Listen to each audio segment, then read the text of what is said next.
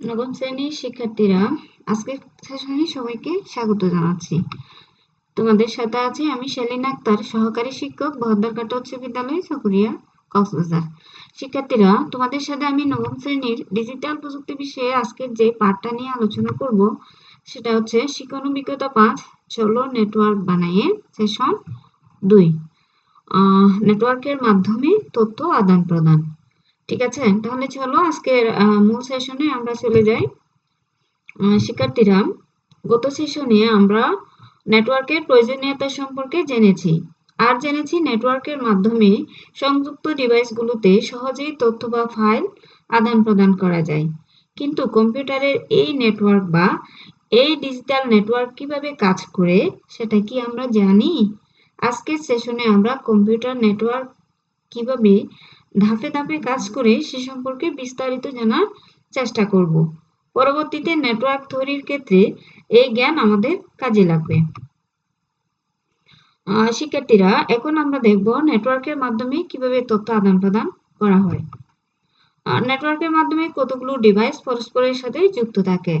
যুক্ত ডিভাইসগুলোর মধ্য থেকে কোনো ডিভাইস যখন অন্য কোনো ডিভাইসে যোগাযোগ বা ফাইল শেয়ারিং করতে চায়, তখন প্রথম ডিভাইসটি হলো সেন্ডার এবং দ্বিতীয় ডিভাইসটি হলো প্রাপক। যে ফাইল বা তথ্যকে প্রেরণের জন্য নির্ধারণ করা হয়, সেই তথ্যকে প্রথমে প্রসেস করে নেওয়া হয়। এরপর তথ্যের প্রেরক ডিভাইস এবং প্রাপক ডিভাইসের ঠিকানা সংযুক্ত করে দেওয়া হয়।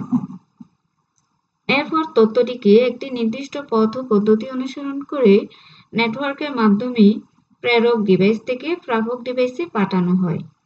প্রাপক ডিভাইস তথ্য বা ফাইলটি গ্রহণের পর সেটিকে আবার প্রসেস করে এবং তথ্যটিকে মানুষের বোধগম্য করে উপস্থাপন করে। এভাবে নেটওয়ার্ক পদ্ধতি কাজ করে।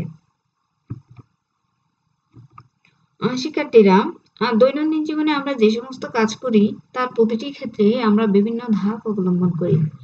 ধাপে ধাপে কাজ করি আমরা আমাদের লক্ষ্যে পৌঁছাই। নেটওয়ার্কের মাধ্যমে তথ্য আদান প্রদানের কাজটিও এমন বিভিন্ন ধাপে ধাপে সম্পন্ন হয়।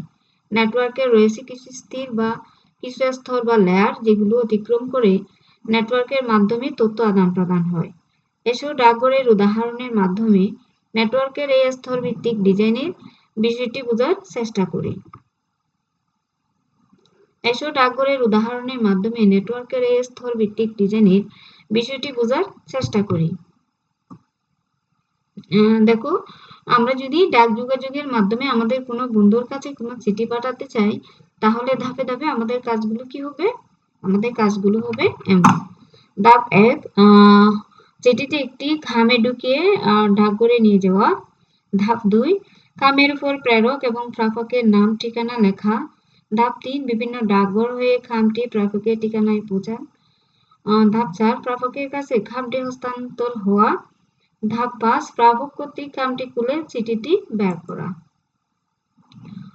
তাহলে শিক্ষার্থীরা এসো ডাকঘরের উদাহরণের মাধ্যমে নেটওয়ার্কের এই স্তর ভিত্তিক ডিজাইনের বিষয়টি আমরা বোঝার চেষ্টা করি।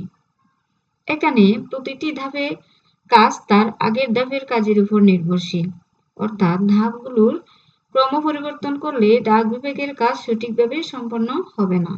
কিন্তু লক্ষ্য করি, প্রতিটি ধাপের কাজ আলাদাভাবে নির্ধারিত বলে কোনো একটি ধাপের কাজে পরিবর্তন আসলেও অন্য ধাপের কাজে কোনো সমস্যা হয় না। যেমন চিঠি পাঠানোর জন্য খাম ব্যবহার হলো নাকি পাটের ব্যাগ ব্যবহার হলো, সেটির সাথে ডাকঘর কর্তৃপক্ষের ব্যাগ পাঠানোর কাজের সম্পর্ক নেই। আবার ডাকঘরে ব্যাগ পাঠানোর জন্য রেলগাড়ি ব্যবহার হলো নাকি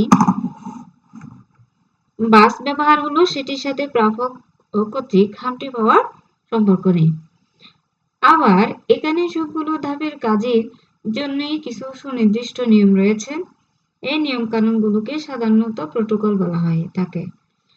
যেমন প্রেরকের নাম ঠিকানা বাম পাশে এবং প্রাপকের নাম ঠিকানা ডান পাশে লিখতে হবে। এমনকি পকেটের আকারের উপর নির্ভর করে কি ধরনের সুতো বা দড়ি দিয়ে প্যাকেটটি বাঁধা হবে তাও কিছু নিয়ম রয়েছে। এখন দেখবো আমরা নেটওয়ার্কের কাজের সাথে ডাক বিভাগের কাজের মিলকরণ। নেটওয়ার্কের কাজের ক্ষেত্র, ডাক বিভাগের কাজের ক্ষেত্র। 1, লেয়ার। নেটওয়ার্কের মাধ্যমে যে সকল ধাপ অতিক্রম করে তথ্য এক ডিভাইস থেকে অন্য ডিভাইসে যায়। প্রতিটি ধাপের সুনির্দিষ্ট দায়িত্ব থাকে।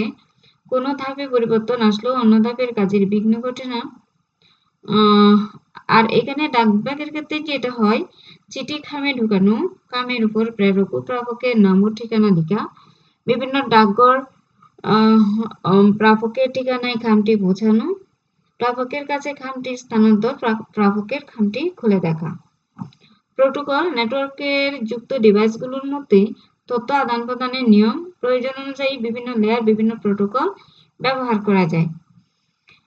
এখানে ডাক বিভাগের ক্ষেত্রে হচ্ছে প্রেরকের নাম ঠিকানা বাম পাশে এবং প্রাপকের নাম ঠিকানা ডান পাশে লিখতে হবে। প্যাকেটের আকারের উপর নির্ভর করে কি ধরনের সুতো বা দড়ি দিয়ে বাঁধা হবে। তাহলে আজকে এই পর্যন্তই। সবাইকে অসংখ্য ধন্যবাদ। দেখা হচ্ছে পরবর্তী সেশনে। শেষ পর্যন্ত সবাই ভালো থাকবে।